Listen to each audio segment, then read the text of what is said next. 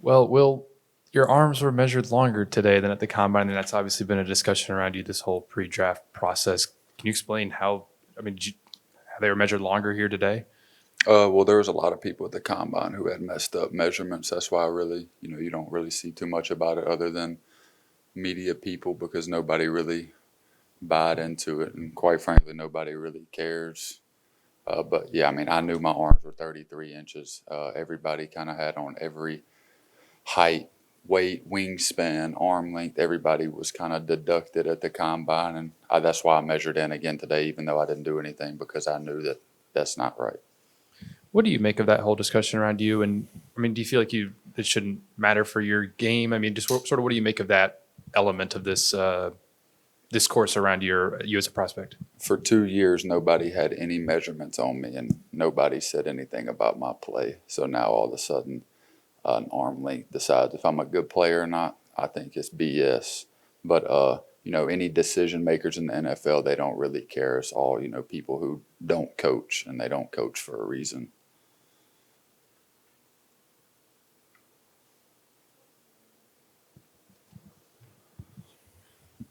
Oh, Will, ever since the season ended and you declared for the draft, just what has this whole journey been like for you getting prepared for these upcoming days in preparation for April?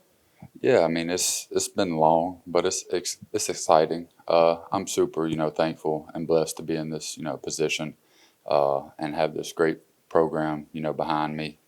Obviously, I'm going to miss LSU, but all the things that it did for me, and I could have never asked for anything more from this place. But I'm just super excited for the next step, and I'm ready for it to happen. I'm sick of waiting. Well, a bunch of guys have signed some big contracts from LSU recently. What do you think it is about this program that prepares you guys to not only succeed in the NFL, but succeed so much to get those massive deals? Yeah, I mean, I think it's the players. That the tape does all the talking for everybody that comes here. They recruit the best players in the country year in and year out, and they're going to show up here ready to work. And then it also helps that you have this world-class facility with everything at your fingertips that you could ever need to put yourself in the best position possible to go be your best version on Saturday nights. And that's going to translate to Sundays too. So congratulations to those guys. They deserve it. Probably could have got more, honestly. I mean, they do so much. I'm just super excited for them. Will, what did you see from Deli and Miles today with what they did? Just what kind of players are teams going to get from them? Yeah, I mean, they did a great job today. Not even just those two guys like Josh Williams, Mason Taylor, Greg Penn, all those guys, came out and, did their thing today. And I was just super excited for them. They all worked so hard and they all deserve everything that's coming their way. And I'm just super excited for them and their families for, this next journey. And, they're going to be exactly where they need to be for sure. Well, you talked about at the combine that, if you had to play guard compared to tackle, you would do it just as long as you would get on the field. But how determined are you to make sure teams know that you can start and play in the NFL as a tackle? Yeah, like I said, I'm going to play wherever the coach tells me to.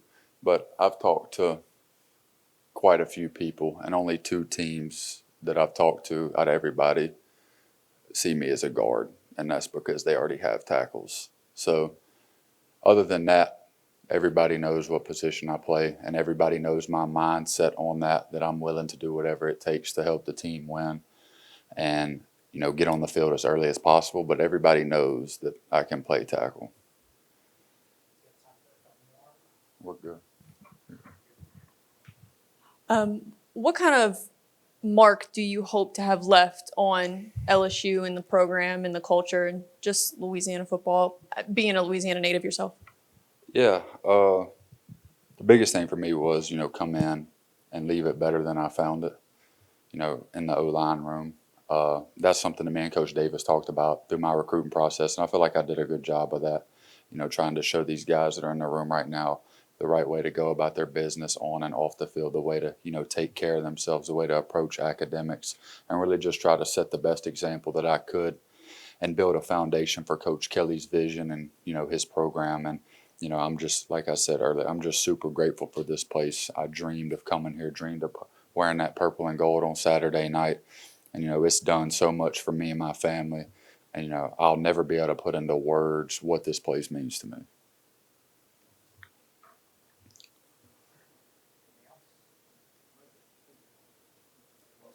Yes, sir. Just curious, I mean, what have you specifically sort of been up to since you started your training? I guess that was in Dallas that you went to, right? Sort of take us over the past few months, what you've been doing to get ready for the draft.